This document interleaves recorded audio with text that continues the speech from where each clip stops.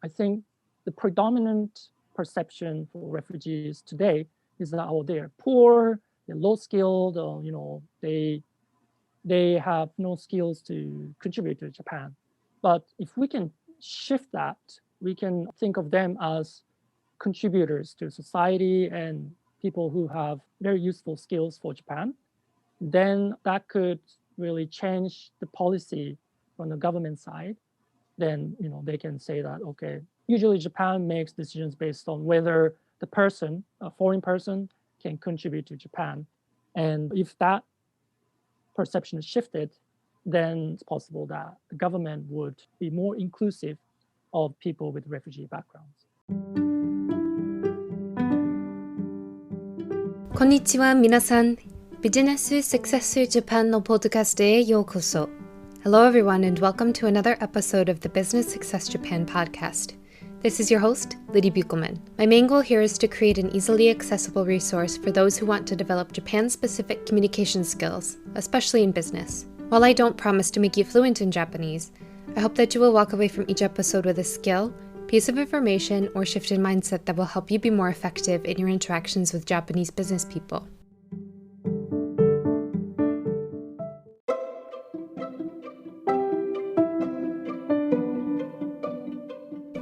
Also, one quick note to let you know about what's been going on recently with the popular new social media app, Clubhouse. It's not only blown up in Japan, but the community of foreigners who work in Japan or with Japanese companies has been growing lately as well.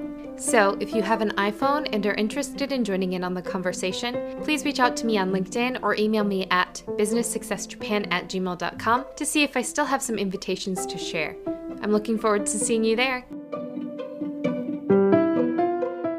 Also, a quick reminder to please rate and review the podcast if you enjoy it. It goes a long way to helping others find the podcast and learn more, and it also helps me keep going as an independent creator. So, thanks in advance. In today's episode, I get to share a conversation I had with Seira Yun. Seira is the founder and CEO of Discover Deep Japan and a social entrepreneur with years of experience leading teams across countries in the Middle East, Africa, and Asia. He holds a master's in social innovation from the University of Cambridge Judge Business School and is also fluent in Japanese, Korean, English, French, Spanish, and Arabic. He'll share a bit more about his story during the interview, so be sure to keep listening to learn more. But before that, let's go over a little bit of Japanese. In the previous episode, we learned a phrase that literally means, that is a little bit difficult, but in actuality is just an indirect way of saying no. それはちょっと難しいです。それはちょっと難しいです。それはちょっと難しいです。I'm not going to break it down and explain it here, so be sure to check out the previous episode to learn the phrase's cultural significance and how it's used. Today, I want to go over a word that Seira brings up in our conversation, mo-tta-i-na-i. Mo-tta-i-na-i.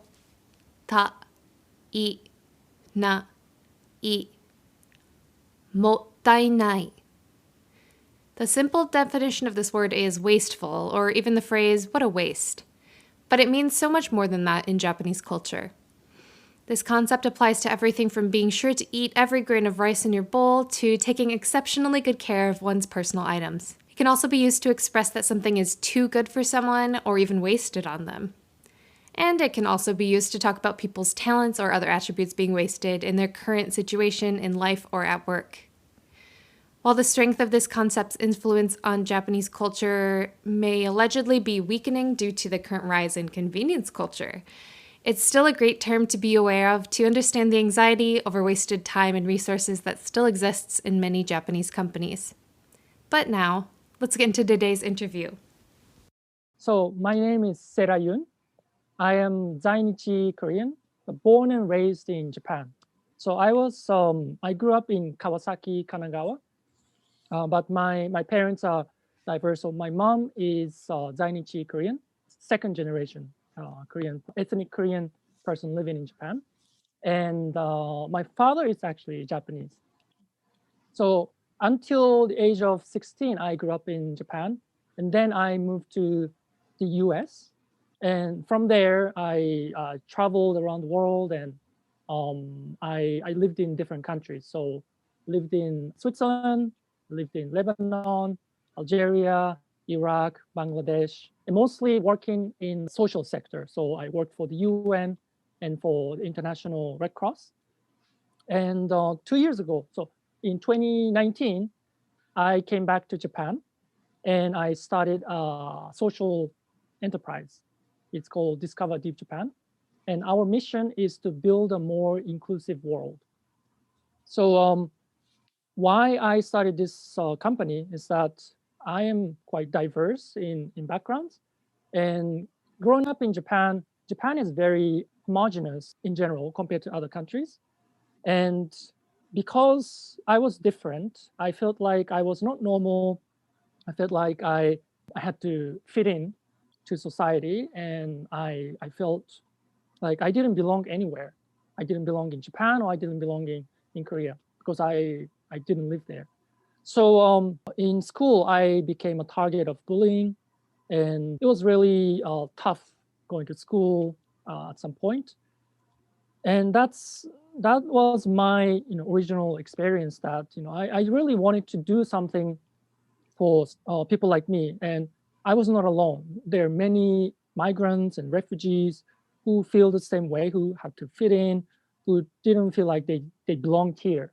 So I wanted to build a society where people like us can feel like ourselves, and just we can be ourselves and we can be proud of our diverse heritage, and also we can achieve our full potential and using our unique skills. Sometimes it's about our unique perspectives, like foreign perspectives or language skills, etc. And we are actually not a burden to society, but we are contributors to society. So that's why we started Discover Deep Japan. Yeah, that sounds so amazing. Thank you for sharing your story. I'm just a little bit curious what motivated you to go back to Japan, because I know that it can, I don't want to say easy, but the draw can be to just kind of stay abroad if you feel a little bit othered by your home country. Yeah. So why did you Exactly. decide to go back? So there are several reasons, and as you said, I feel more comfortable actually outside of Japan than in Japan. However, my partner, she got a job in Japan, and at the time I was in Iraq. So I was in Iraq, and but my partner was based in Japan, and that was my home country, and so it was quite difficult to maintain the long distance relationship. So I decided to move closer to Bangladesh, which is slightly closer but still far away. And at the time, my partner and I were talking about growing the family. So now we have a 1 year old child, and at some point, I realized that it was very difficult to maintain this long distance relationship. So either me or my partner had to sacrifice the career and move with me in Iraq or Bangladesh, or I moved back to Japan. And at the time, it just made sense for me to quit my job at the International Committee of the Red Cross and go back to Japan. Mm-hmm. Yeah, so that was one reason. But another reason is that I believe that if people like us start leaving Japan, then Japan will be more homogeneous and nothing will change in Japan. So I wanted to take this challenge to do something in Japan, try to make it more inclusive and try to carve out my space in Japan as well. Which when I was young, I guess my initial reaction is to escape. And I found my refuge in America where I felt very normal. Like I was just one of immigrants. There are many immigrants, and I didn't feel like I stood out. But in Japan, definitely people still ask me, "Hey, why are you Japanese so good?" Or like, "Are you from China? Are you from Korea?" These questions are very common, and people don't realize that I can read kanji. So yeah, these things happen, and I still feel sometimes uncomfortable. However, I think what we're doing at Discover Deep Japan, we're really trying to change that and make it inclusive for everyone, including myself. Yeah, I think it's so great that you took the opportunity to see it as a challenge to Yeah, try and make things better. So, can you tell us a little bit more specifically about what your company does? sure. So Discover Deep Japan is essentially a digital marketing agency. So our purpose is to bridge Japan, especially Japan's countryside, with the world. So we are mostly foreigners, so migrants and refugees, and we have different language skill sets. English, Chinese, French, Mongolian, different languages. And we have digital marketing skills. So like we build websites for our clients, and we manage their social media accounts like Facebook, Instagram on behalf of our clients. And we are trying to foster mutual understanding, mutual trust between people in Japan, like mostly Japanese people, with foreigners, with people with diverse backgrounds, and make Japan more accessible for people with foreign backgrounds, with diverse backgrounds. So, we'll go back to that in a little bit, but can you tell us a little bit about what, in your opinion, are social justice issues that are currently going on in Japan, in your opinion? I guess I'm biased, so because I work in the immigration and regional revitalization sector. So I would say the biggest issue is the population decline in Japan. Japan's population is shrinking, and at the same time, it's becoming much older. And what happens is that we need to invite foreign workers to come to Japan and to sustain the current social security system. And that's inevitable in my belief. So this will happen. So Japan will become diverse on the surface in the sense that there will be many, many more foreign workers. However, there comes integration issues and diversity and inclusion issues. Just because we have many different faces doesn't mean we are inclusive society.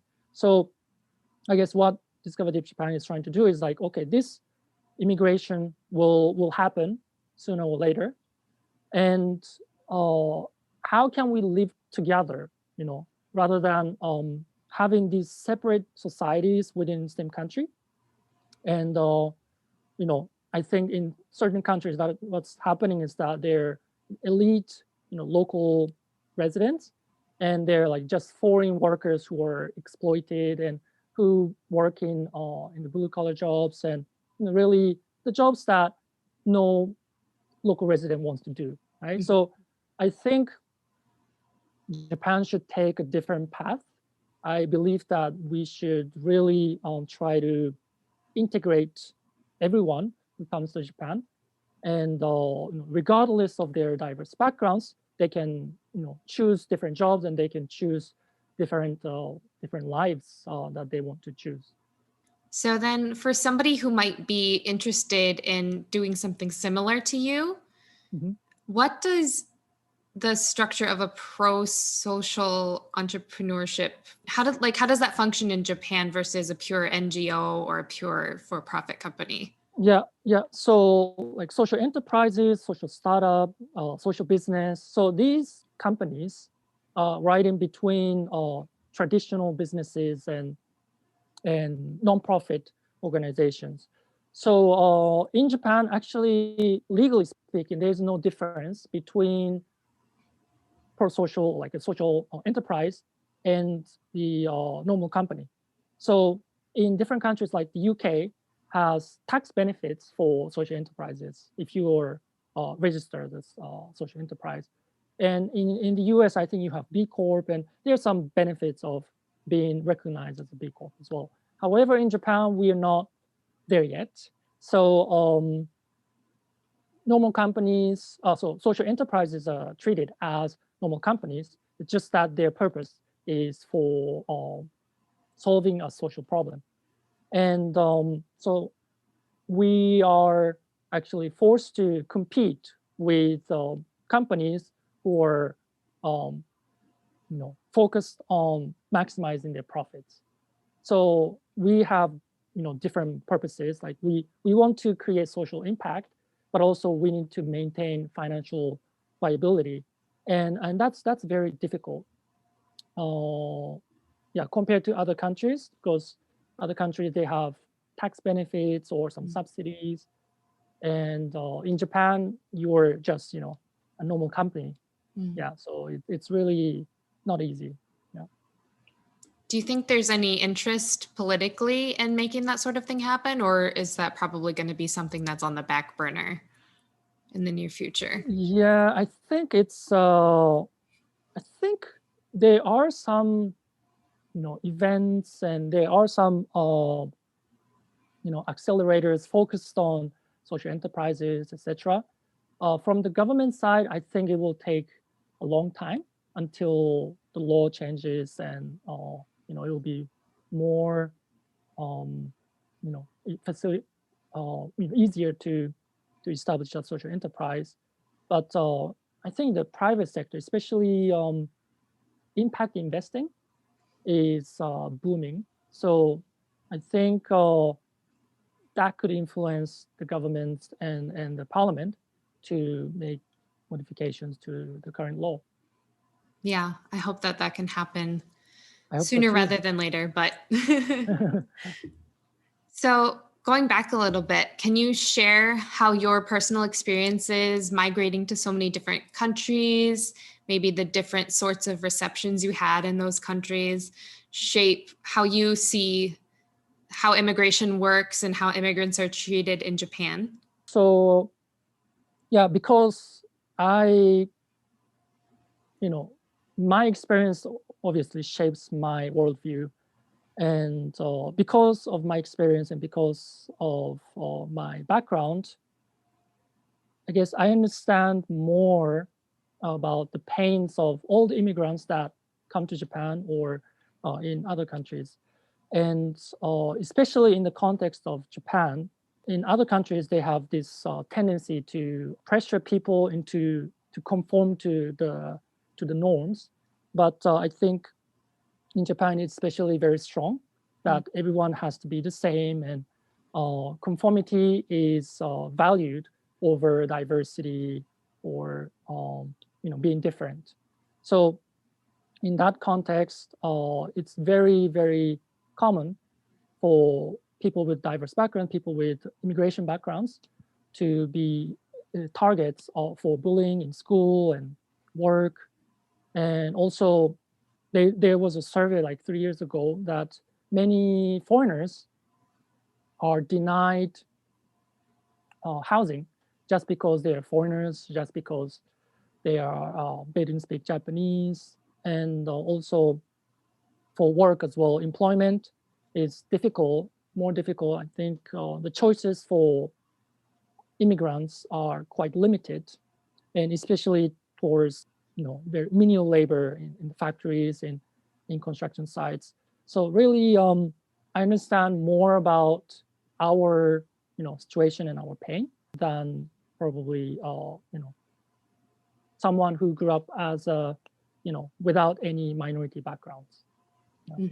Yeah, it definitely places you in a unique position to be empathetic and understanding towards people. So can you tell us a little bit more about what skill waste is specifically among refugees in Japan? Sure.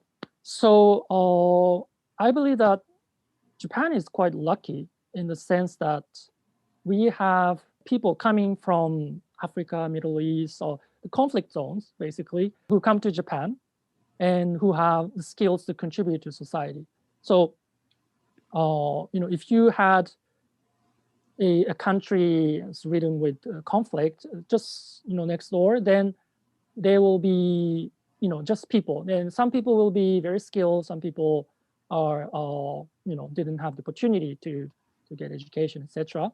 And for example, like Syria, there are many people who fled to Lebanon and to Turkey and neighboring countries. But in Japan, we have some Syrian people coming to Japan, either as refugees, as students, etc. And because they were able to make it to Japan, that means they were actually able to pay for their airplane tickets, and they were able to apply for their visa. And that means they're actually elite class of their society. So usually they have like master's degree, or they have professional backgrounds, and then they come to Japan. And what happens in Japan is that because of their precarious visa status and also lack of language skills, their choices are limited in terms of employment. So many people work in factories and construction sites. So that's, I would say in Japanese, mo-tta-i-na-i. It's really a waste that they have different skills that they can do many things in Japan, and then they end up in factories. And not that factory jobs are not contributing to Japanese society. I think that's very important. But they have different skills that could actually make a bigger impact for Japan. Yeah, that's an important point too, though. It's not bad to work in a factory, but if you have certain qualifications or trainings and you just have so many barriers to be able to use those skills, it is definitely mo-tta-i-na-i. Exactly. So what do you think can be done about that specific issue on a structural level in Japan? Or do you think it will have to come through more of a cultural shift? So I think one of the reasons is the visa, right? And in Japan, very few people are accepted as refugees.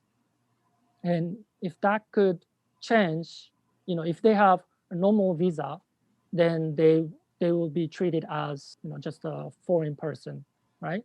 But because they have like 6 months visa that they have to renew every 6 months, and sometimes they can be denied the extension of their visa. So from the perspective of companies, it's not that they are racist or discriminatory or anything, but it's just a pure business choice that if you have two foreigners, one with a stable visa and the other person with precarious, you don't know what's going to happen to that person, then it's safer to invest for recruitment fees and training fees for this person, and to this person with more stable visa, and hire that person. So I think if the government changes that regulation or practice to accept more refugees as refugees, then I think the things will be better. So in Japan, less than 1% of refugee applicants are accepted as refugees. So we had about 10,000 applications every year, and only 40 people, like 12 people, get accepted as refugees. So it's very, very small percentage.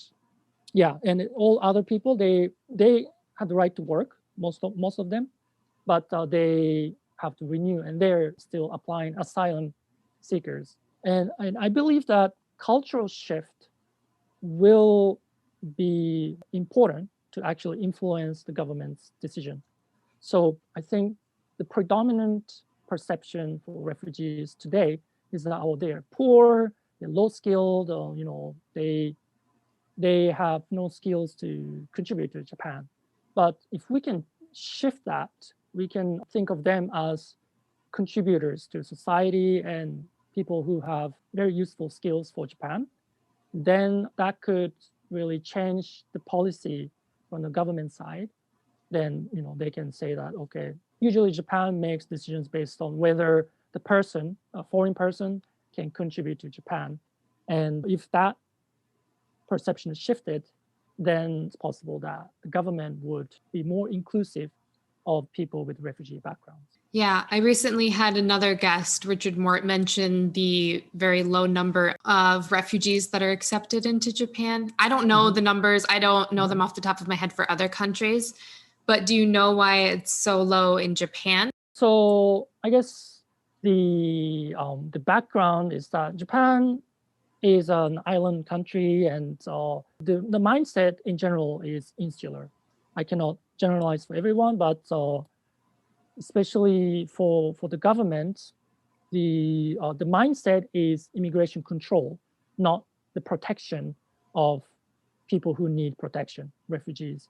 So many people apply for refugee status, but the immigration officials, in general, they have the training of controlling people who arrive in Japan illegally or people who overstay their visa, and their mindset is really trying to find out who is here illegally, rather than finding out who needs protection. So I think that is quite huge. It's not separate from immigration control. In different countries, like in the U.S. or recently in South Korea, they've separated immigration control division from the refugee protection division, which are quite different. So that's the big background reason why the recognition rate is very low. And another specific reason is the burden of proof, or this requirement to produce documents is quite high in Japan. So refugees, they flee their countries, overnight, things change and they have to leave quickly. And also they're usually persecuted from their own government. So it's very difficult to secure like police reports or certain documents that are considered evidence to their refugee status.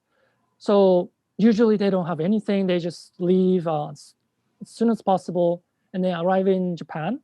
But the Japanese government requires them, hey, where's the proof that you were arrested and you were detained? Can you show me? And they would go, I have no paper because I just left, after I got released.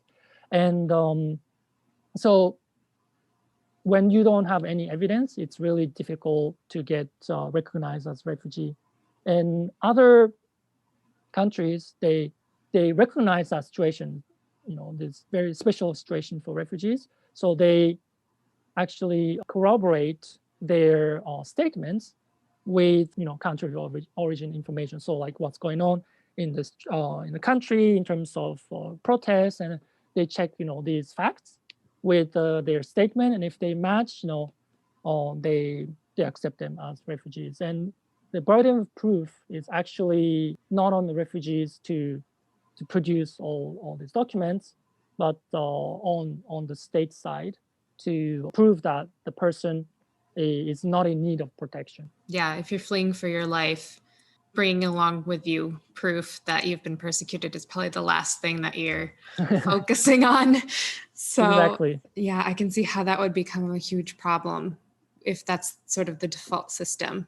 But I know that in the United States, I don't know what percentage of refugees end up in this situation, but it's relatively common in the United States for example, a church or a small town to contact the government and be like, hey, we want to host refugees when you have them. Like, we'll take them in, we'll help support them, we'll make sure that they can get training, get jobs. Is that something that happens much in Japan? No, not really. So I guess like private sponsorship is not a thing in Japan yet. I think there are some discussions about it, like certain municipalities want to host refugees, but no, it's not happening yet. I hope it will happen very soon, though.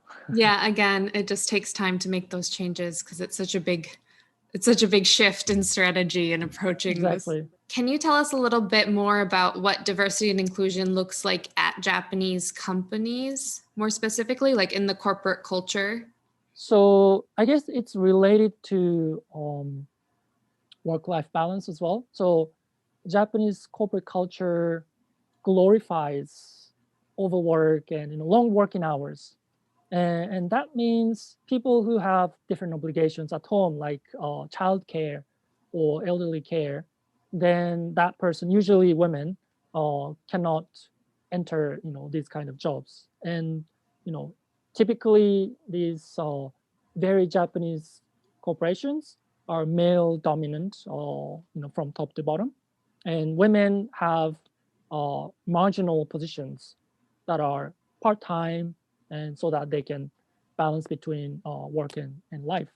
So definitely there is an issue of diversity and inclusion on that front, that really difficult for people who have different needs other than work are able to enter the workforce. I think these things are changing slowly. So especially with COVID-19, everyone is working from home. And I think that could change the Japanese corporate culture. So what it means is that before in Japan, it's about hours, how many hours you put in, how much effort you put in. But because people are working from home, it's not possible to monitor whether the person is working or just slacking. You never know, right? So I think the shift is towards more performance-based review and performance-based system rather than hour-based system. Of course, I think the change is slow, but I think the focus is more on performance. So whether you work 8 hours or 2 hours, if you get this done, you get paid for that. Or this kind of system is, I think that's something I prefer. Actually, I think in Japan, in Japanese companies, there were people who could have been more productive, more efficient, but because you cannot go home before your boss does, then you would cut your nails at work, or read newspaper at work, and then just have more long working hours. And then at like 10 o'clock, 11 o'clock at night, they say, oh, I'm so tired, I worked so much, and then go home. And then they spend less time with their family, their kids, and and then create problems at home as well. So I think if we can change this glorification of long working hours in Japan, I think Japanese society will change drastically. Yeah, that seems to be the root of a lot of these social changes that need to take place, is just the way that you think about working hours. Yeah. Yeah, if you're in a situation where you've had to be a refugee, the odds that you have 100% support at home, like in the traditional Japanese family life, is a lot lower. Mm-hmm. Both parents probably have to work. You might have an elderly person that you have to take Yeah. care of. You might have a lot of kids. So Mm-hmm. yeah, it makes it almost impossible, I'm sure.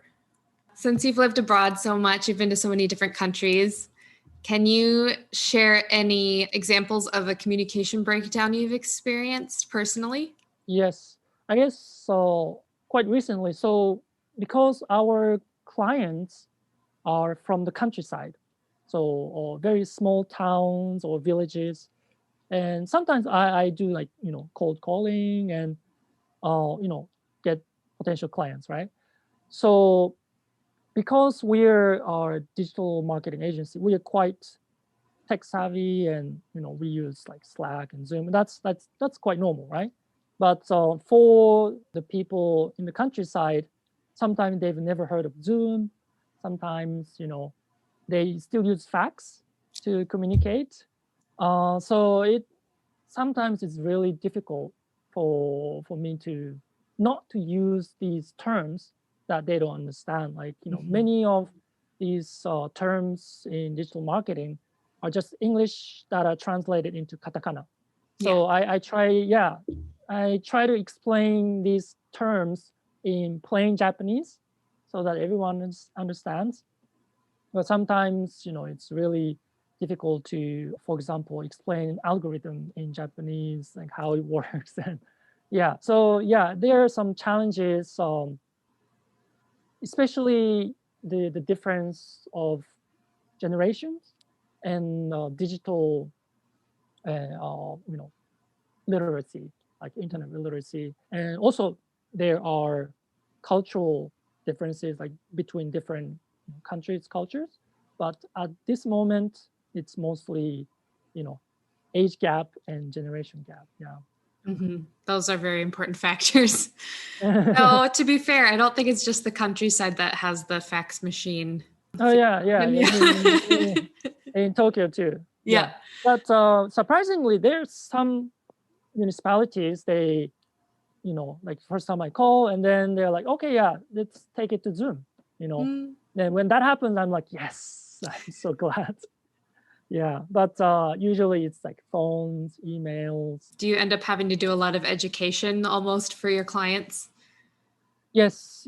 So definitely, sometimes they understand the needs, but sometimes they don't. So I go from the beginning to why, this is important for them and why this method is effective and etc. So a lot of, I would say, raising awareness of their needs. And to go back to it a little bit, what needs are you addressing specifically for these small towns? Yes, so most of these small towns are disappearing.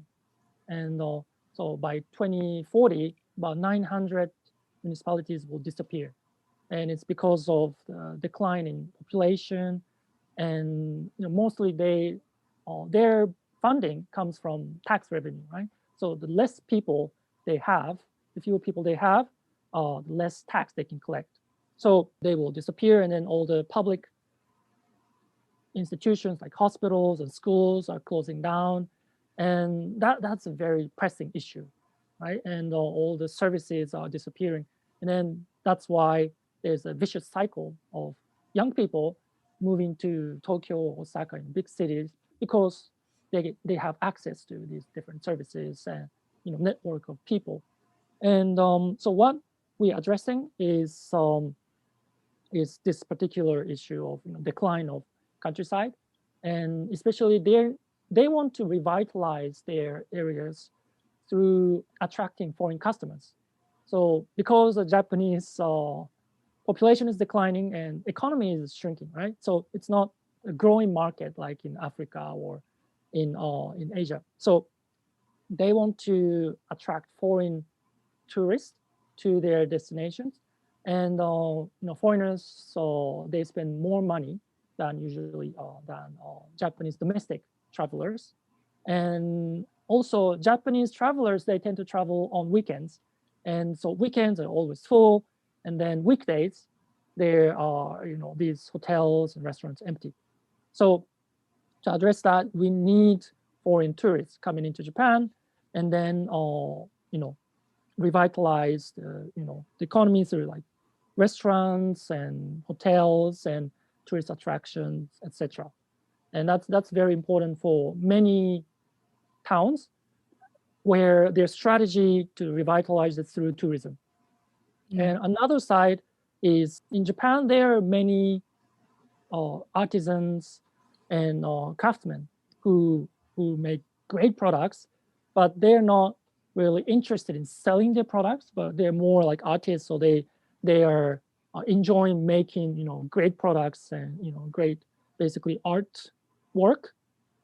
So they have trouble selling their products, and therefore they have no income, or like they have very small income, and they're becoming old. So these different craftsmanship is on the verge of disappearing because they have no successors who can take over and then continue the tradition and continue producing these great products.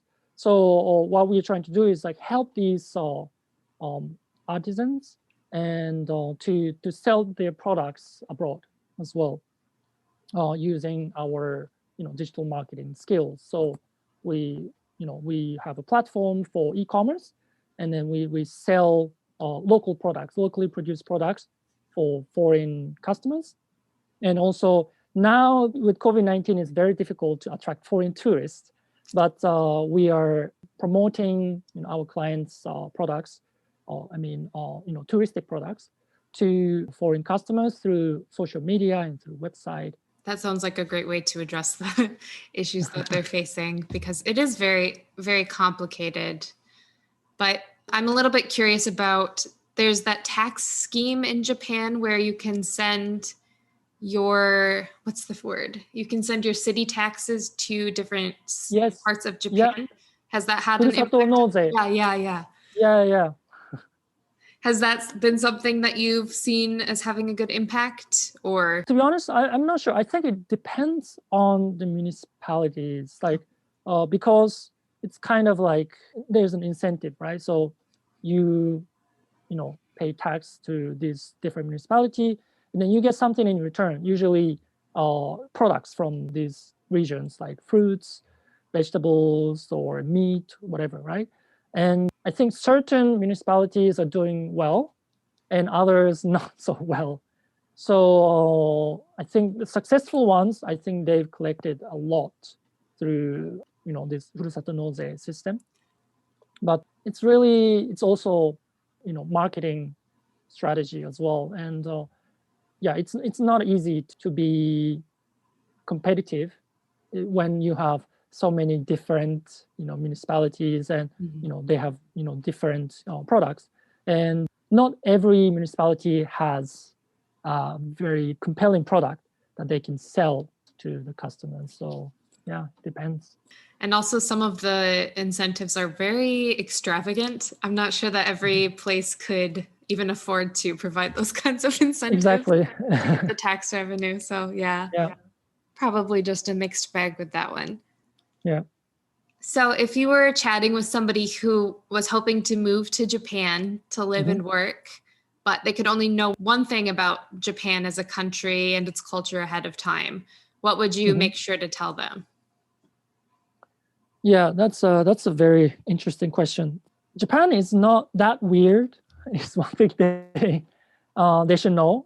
Sometimes I encounter people who have this fantasy about Japan, and I think these perceptions come from some movies like Lost in Translation or whatever, or these news articles that emphasize the weirdness, like this strange things and high tech things from Japan.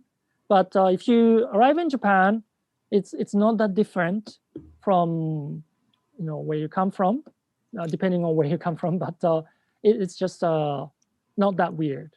And there are some not weird but unique things in Japan. Yeah, but it's just small part of Japan, and it shouldn't be generalized to all Japanese people, like all places in Japan. Yeah, in the end, people are just people. So people are mostly the same, but Japan does definitely have its own quirks that then get picked up by BuzzFeed or some other clickbait website and says everybody in Japan does this thing, when it was one restaurant or one vending machine has this thing in it. So Exactly. Like people think that they're like cat cafes and like snake cafes, or these things everywhere, but it's only certain parts of Tokyo, and only like several stores that they have. I hadn't heard about snake cafes, but not interesting. I don't know. I just maybe it exists. Maybe I've heard somewhere. Maybe it's like fake news. I don't know. Who knows? But yeah, is there anything else that you wanted to bring up that we didn't get to touch on or chat about? No, I think you've covered a lot of things. All right. Well, perfect. Thank you so much. I really appreciate your time. Yeah, if people want to learn more about you and your business, where can they go, or should they just go to the description of the episode and check out your links? Well, I think they can visit our website. So it's discover-deep.com. Yeah, so I think all the information is there. Yeah. All right, perfect. Thank you so much. Thank you so much. I really enjoyed it. I hope that you enjoyed today's conversation, and please be sure to check out the links in the description of this episode to learn more about Seira Yun and the work he's doing. If you enjoyed today's episode, please go ahead and share it with a friend, colleague, or connection on LinkedIn to help spread the messages and information shared in the podcast. And please remember to go ahead and subscribe and leave a rating and review if you enjoyed the podcast. And feel free to email me at businesssuccessjapan@gmail.com if you have any other questions, comments, or suggestions for future episodes or interview topics. Also, be sure to reach out if you would like to contribute as a guest on the podcast to share your own cultural insights into doing business in Japan. If you'd like to leave a voice message, you can find a link to do that in the description as well. But for now, remember that the more you learn, the more confident you will become as you explore all of the opportunities Japan has to offer you. Until next time, mata kondo.